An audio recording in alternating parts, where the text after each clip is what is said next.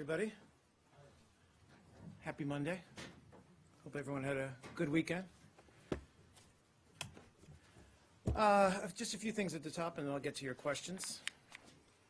First of all, just a few readouts, actually, from Secretary's meetings beginning last Friday and also this morning.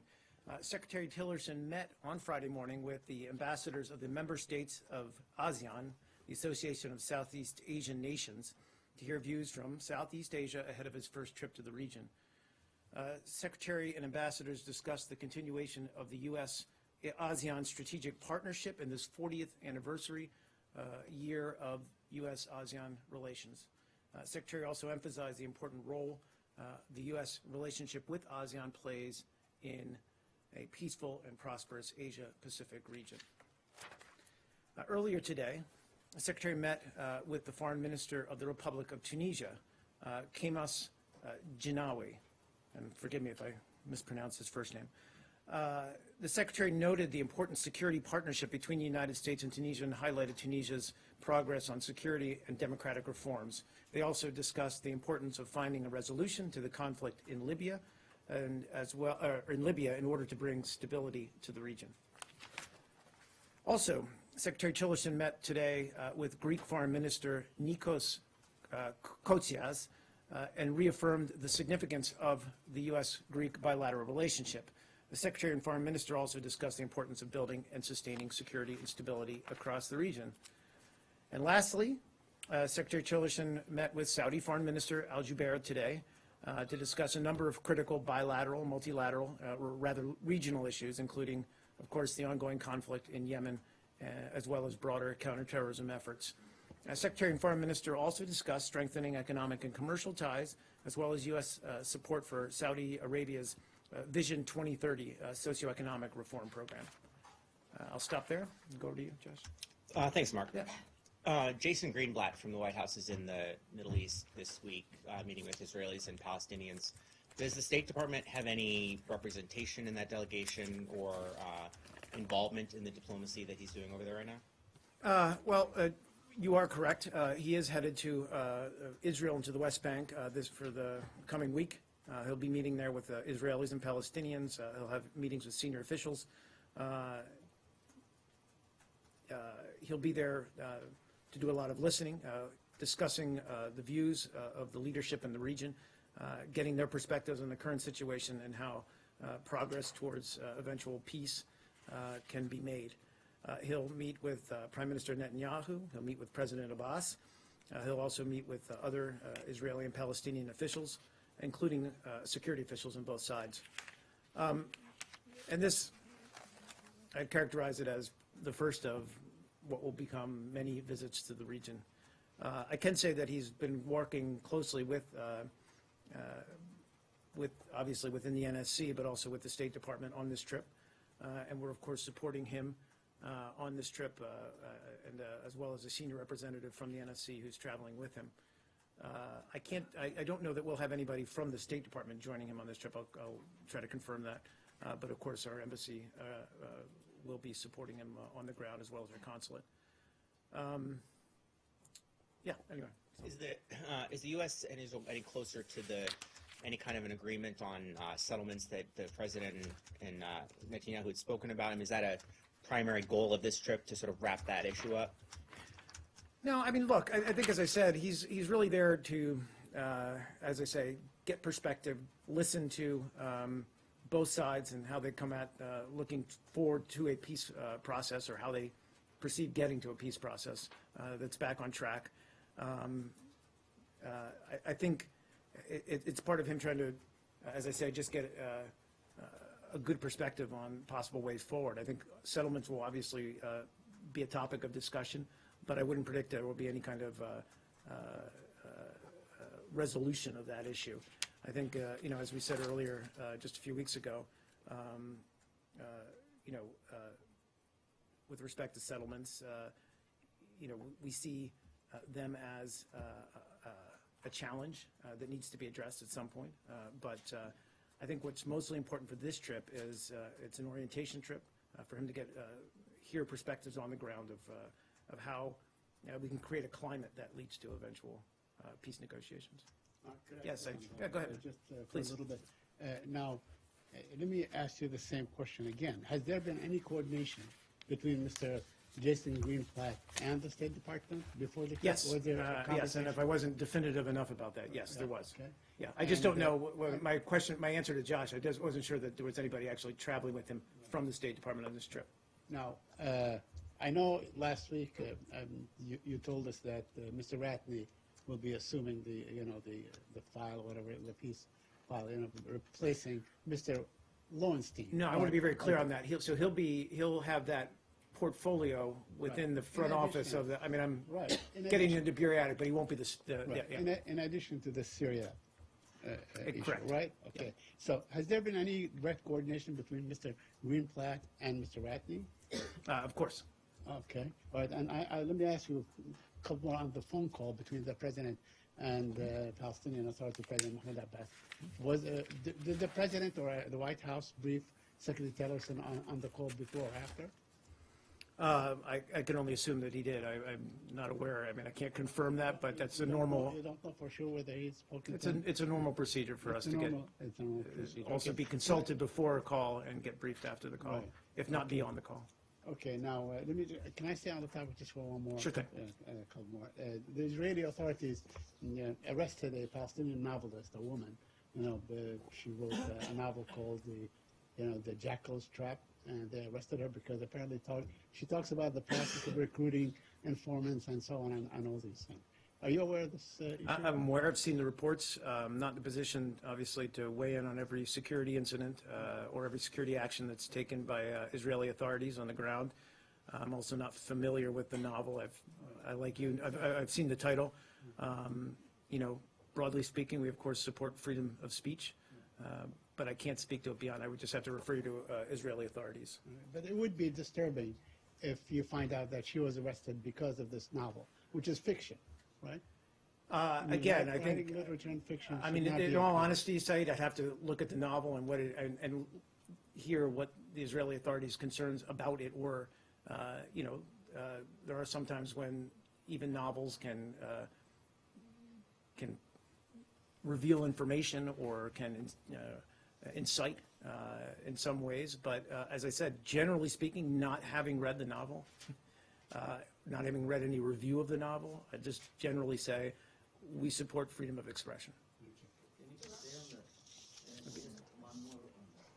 Can you confirm that there was some kind of orientation briefing about the other players in this Middle East process? Because in the all other before this administration, there is always the European Union plays a role in the peace process. You're talking about and the peace things. process? Yes. So is there about settlements because the EU money goes into a lot and which gets destroyed. So Brussels is always unhappy about the Israeli actions. I mean, generally speaking, and I'd refer you to the White House and for the specific conversations that they may have had with members of the EU or with other states that are actively working towards Middle East peace.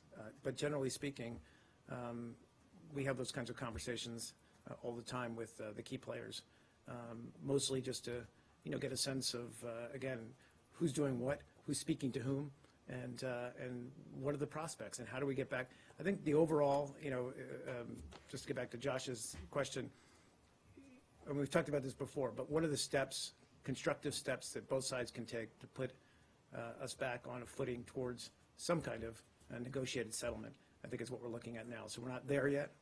I don't expect any big announcements out of this trip. I think, again, it's just an orientation trip for him to hear perspectives on the ground. Please, Barbara. Yeah, I've had two questions, one on Syria and one in Iraq. Okay. Is there any discussion or preparation in this building for the day after in Raqqa in terms of U.S. civilian assistance after the fight for Raqqa is by and large completed? With respect to Raqqa, I'm sorry. US I'm civilian sorry. I assistance. apologize. There's always day after planning going on, especially with respect to when we've talked about this a lot, is when we liberate or when these forces liberate territory that is held by ISIS. One of the key factors is how quickly you can get in to restore basic infrastructure, restore electricity, basic services, and reestablish some kind of local governance. That's the case in parts of Syria as well as certainly in Iraq. So that's always something that we're factoring in when we look at sort of next steps. But at this point, we're not there yet, obviously, with Raqqa. I mean, we're still in taking steps to enclose the city and cut off any escape route for ISIS Plan there. in the works or being developed for civilian assistance, U.S. civilian assistance afterwards? I think we're always looking at how we can provide follow-up assistance to these. I can't speak in specifics with respect to Raqqa, but certainly with Mosul and other places in Iraq, that's been a key component. I think with respect to northern Syria, we've talked about the need, again, to also these liberating forces that go in afterwards. We've always stressed that we want to see local governance restored so that civilians can return home. But again, a component of that is humanitarian assistance. A component of that is reestablishing a climate or conditions that will allow people who've been displaced by the fighting to return. And just in terms of Iraq, which you mentioned the day after planning there along Yeah. the same lines for Mosul, have those plans or that discussion been affected in any way by the budget cut calculations? I'm sorry, with respect to Iraq? Yes, you know the Yeah. the cuts to the State Department budget and foreign assistance. Has that affected the plans in Mosul for Not at American all. assistance? Not at all. And a lot of that is because a lot of that money's already been set aside and already been, frankly, put into the pipeline for assistance. I mean, we're looking at, it's important when you're looking looking at the budget process, we're looking a year ahead in terms of fiscal years, but right now, money's already been appropriated and sent to the Iraqi government with respect to assistance, post-conflict assistance to Mosul. Mark, you want to stay on Iraq? Iraq? Did you condemn the bombing in Damascus?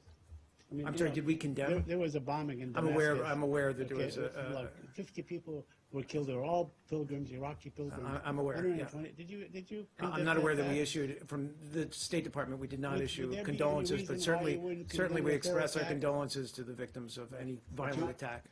You don't consider that to be a terrorist act? I mean, it was claimed by Al-Nusra.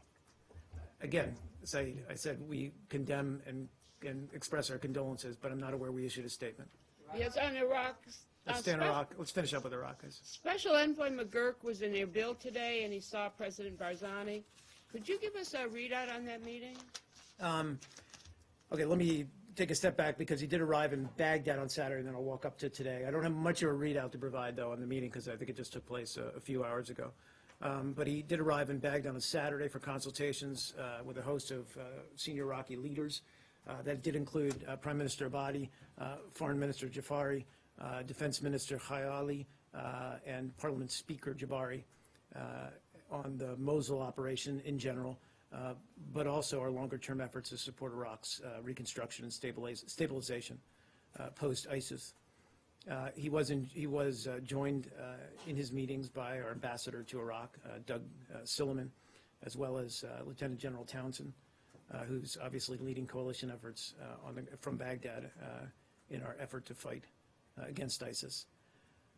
He also met with some members of UNDP in Iraq, and then he actually gave a press conference while he was in Baghdad, and I think we've got the transcript of that posted on our website.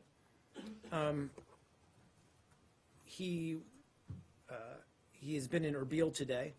He's had meetings with senior leadership from the Iraqi Kurdistan region, and that, of course, includes President Barzani. Discussed, again, aspects of the Mosul campaign. He, of course, thanked Iraqi Kurdistan region President Barzani for the tremendous sacrifice that Kurdish forces have made in not just liberating Mosul, but other parts of Iraq that have been held by ISIS. He also commended the Iraqi security forces for their achievements on the battlefield. So, again, these were just, I think, efforts to, as we've been doing all along, just efforts to make sure that we're very coordinated as we move through what has been a really difficult but we believe will ultimately be a successful campaign to liberate Mosul. And do you know if, in these discussions that McGurk had in Baghdad and Erbil, whether there's any more concrete notions about Mosul after ISIS defeat? In Local plans for Mosul? In terms of what? In terms of just assistance, or? Well, assistance as well as, the political change that President Barzani, among others, has said needs to occur to accommodate, the wishes of the people Sure. and their perspective so that we don't have another ISIS to fight I against. mean, look, I think, we've talked about this before, and, in essence, it's what I was alluding to when I was answering Barbara's question, but it's, the fact that, you can liberate a city, but unless you come in with leadership, local governance, and deal with some of obviously the real issues of reestablishing infrastructure, electricity, that kind of thing, basic services, but also dealing with some of the political tensions and dynamics and addressing them with reforms, I think then you're not going to win the overall battle. Part of what we need to do, and this is certainly going to be an issue that's tackled when we have the ministerial here in a few weeks, or in a couple weeks, the de-ISIS ministerial here, is going to be how do we look at not just defeating ISIS on the battlefield, but making sure that they're eliminated from the social fabric, that they don't somehow, we don't simply defeat them tactically and not defeat them online, in other spaces, so that they can no longer recruit. There's no longer people who would be swayed by their cause. And that part of that is going to be how do you enact the kind of political reforms. And Iraq is already taking steps to do so. The government, we believe, has taken steps to do so, but there's more work to be done. And how do you implement the kind of political reforms that will make Iraq stable, that will make it more prosperous, and a better place for the people. Yeah, let's stay there, please. Our correspondent in Iraq interviewed people who got out of Mosul, who escaped, and along with ISIL's atrocities, they described situations where ISIL would go into people's homes, not allow them to leave, and then airstrikes would hit the houses and with the civilians still inside. And in November, in response to my question, you said, we take every effort and take every precaution to avoid civilian casualties, to the point where we will choose sometimes not to take strikes against known enemy targets because it puts civilians at risk. Was it different in Mosul? Have the rules of engagement changed in any way? I wouldn't say that. With respect to, we've always said that, and that's absolutely clear, is that, when we're sharing information or with the Iraqi military, or whether we're carrying out airstrikes, we do so in an effort, or we try to be as precise as possible. We try to have the best intelligence and information available that we can to avoid any civilian casualties. And again, I stand by those comments that we will sometimes, if we have information that indicates that there's civilians nearby or civilians in a place, then we will refrain from acting. Let me finish. With respect to these specific charges, I think that's all something that these are kind of allegations, if credible, that would need to be investigated, looked into, and if changes need to be made in terms of targeting, then that's something that the Department of Defense would look at. It appears that the airstrikes were hitting places where civilian casualties were likely. I'm not aware of, sure. Are you saying that I just the rules wouldn't, of engagement have not changed in any way? they have not Is the- changed. Just one more on Iraq. Let's stay, are we done with Iraq? Okay, one more Iraq, and then I'll go to China.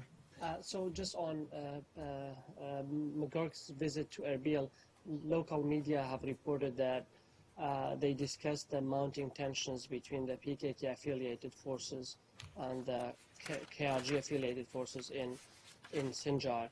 And we've seen some skirmishes between those forces. They're all anti-ISIS forces. Your view, does this complicate your mission against the Islamic State, that rival Kurdish forces, fight against each other? So there have been discussions between the government of Iraq and the KRG with respect to Western Nineveh, which is the area west of Sinjar, area around Sinjar to the west. And those discussions have focused generally on how to build stability in that particular region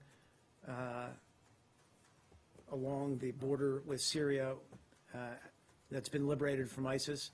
We've talked a lot about, some of the complex battle spaces. We understand some of the tensions on the ground with respect to, for example, the PKK, that we believe has no place on the battlefield, and we consider to be a foreign terrorist organization. So there's these ongoing efforts to address some of these tensions, better coordinate in the aftermath of when we liberate these areas, or when the Iraqi government and Iraqi security forces liberate these areas. I could say we're very much aware of it, and we're in discussions on how to best deal with that. Has the U.S. military or the United States Department of State done anything to calm those tensions down between the two forces, or to address the problem? Sure. I mean, I think we're always looking about, we're always talking to, and of course, Brett McGurk was just obviously in the region the last couple of days, but we're always in discussions with Turkey, with Iraq, and with all the players in Iraq, including Kurdish forces, about how to de-escalate tensions between these some of these different groups, with the recognition that, again, we don't want this to escalate in any way. Need to keep the focus on what everyone's main goal should be, which is defeating ISIS. You had China. Sure. The Syrian opposition has said that they will not attend Astana meeting tomorrow since the ceasefire was not implemented. Do you have any comment on that? Well, we respect that decision. That's their decision to make, not to attend the talks.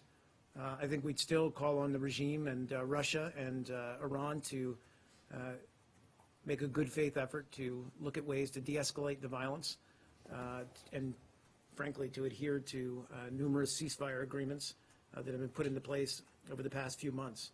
I mean, I think there was at least some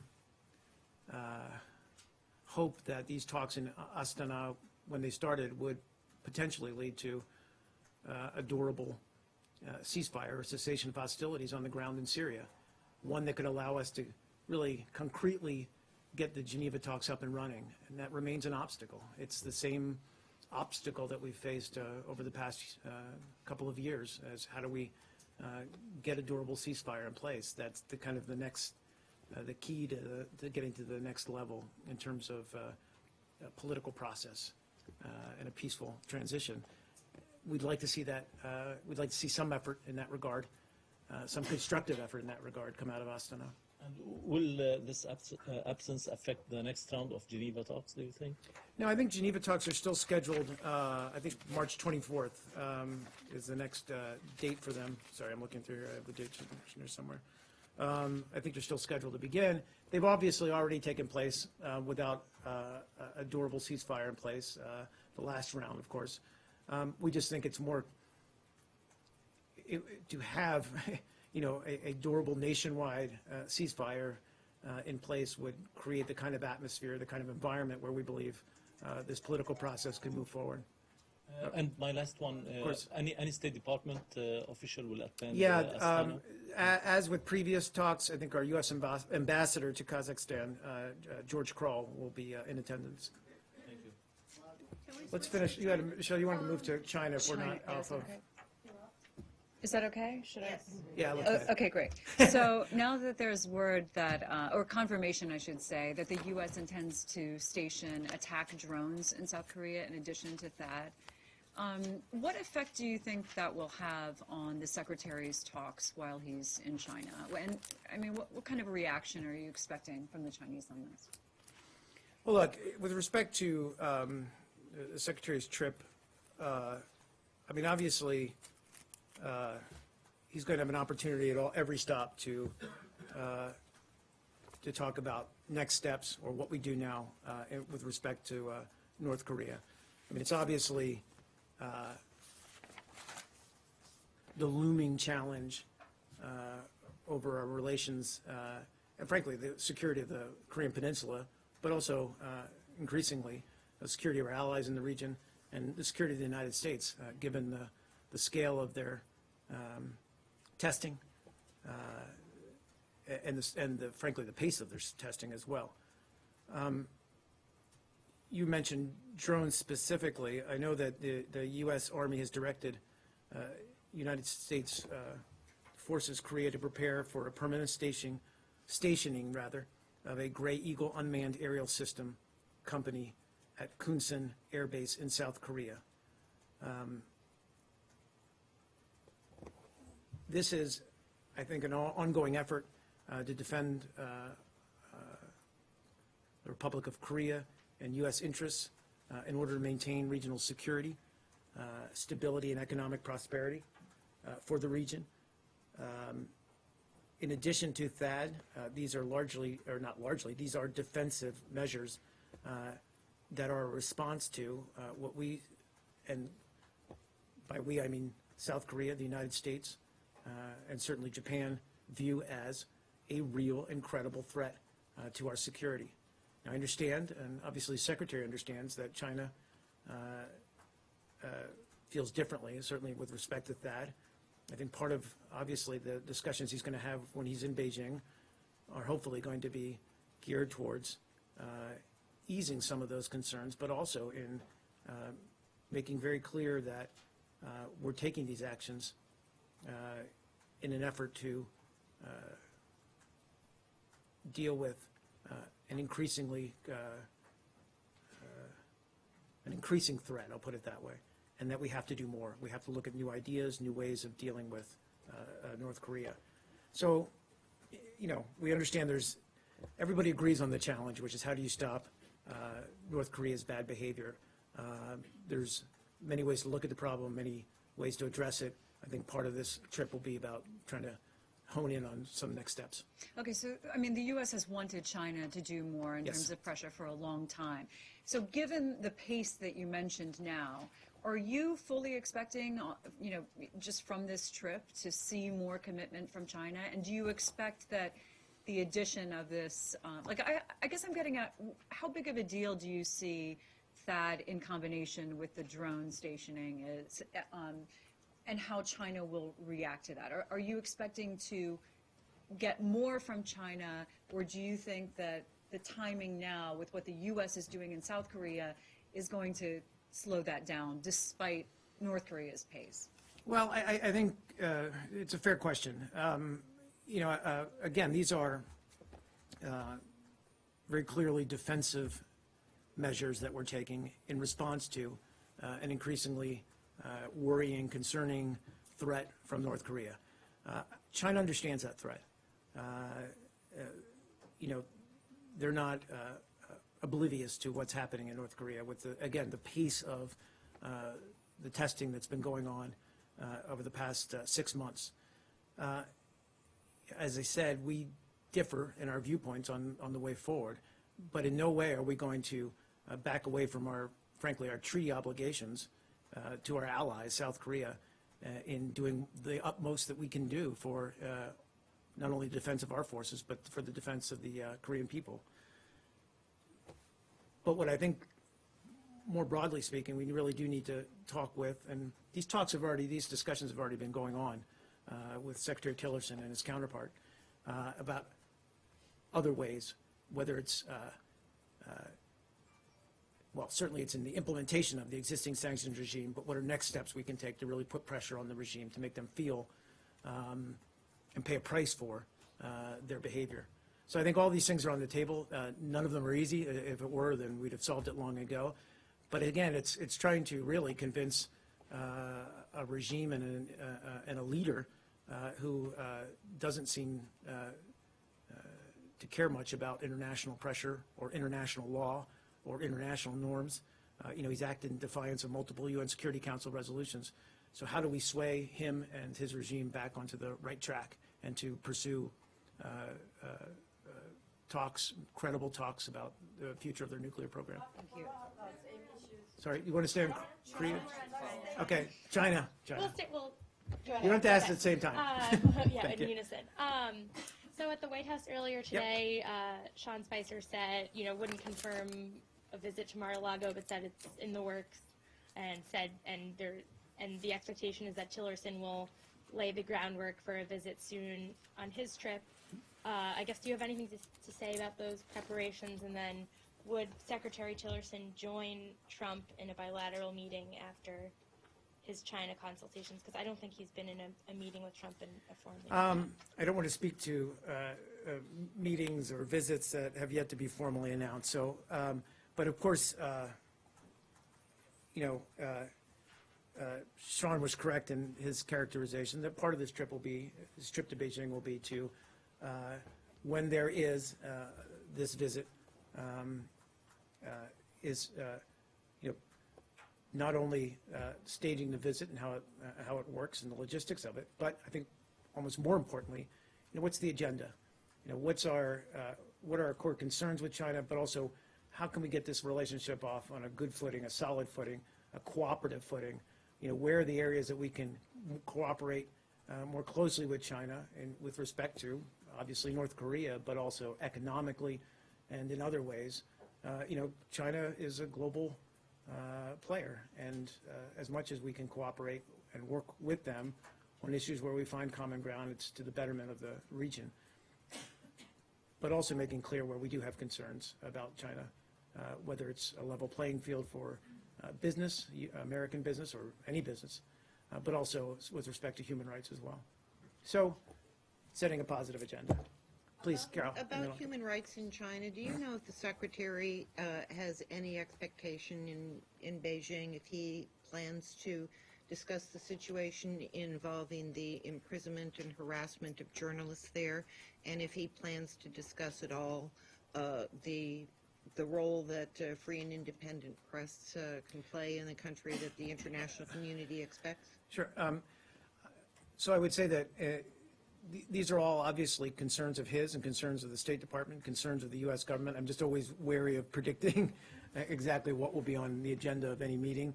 But, I can guarantee that it is a concern. And I said as much just now in responding to Felicia that, we recognize there are challenges there. Human rights is one of those challenges. And freedom of press is an essential part of that. And if he flies there without a regular member of the State Department press corps traveling with him, do you feel that this might send a message that might be contrary to that? Well, that's not what we would a message we would intend to send. Look, I think the fact that I think some 20 members of the press are going to be meeting us or even more at various stops along the way, and we're going to accommodate those individuals and crews and make sure they have access. And I also believe the Secretary is going to give a press availability when he's in Tokyo, sends the right message, which is that we respect and want to work transparently with the media. You want to stay on China and finish that out, and then we'll get back. Yeah, China too? Got it. Yes, please. Korea. Oh, North Korea, sorry. Yeah. Pulled me away from China. Clever. China and North Korea, get to you. whatever, they I know. They're all.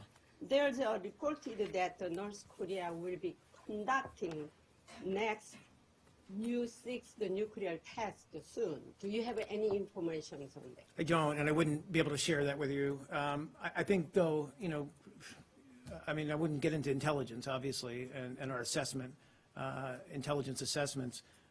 But I think, you could be, frankly, a casual follower of the region and look at North Korea's track record over the past 6 months and anticipate that they're going to continue along that roadmap until either they can be convinced otherwise or, otherwise persuaded to engage in a denuclearization.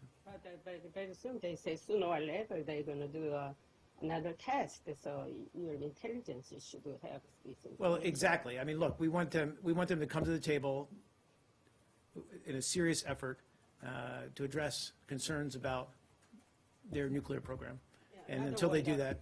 Will the United States reassign the North Korea as a terrorist country?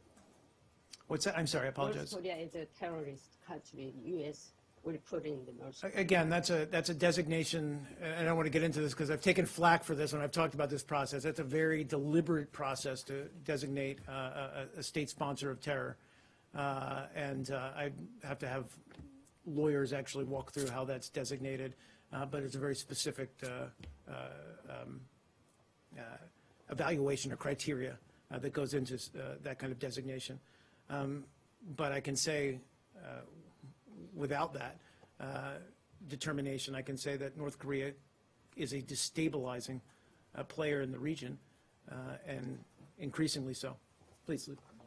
Does the Secretary want China to do more to counter the North Korean threat?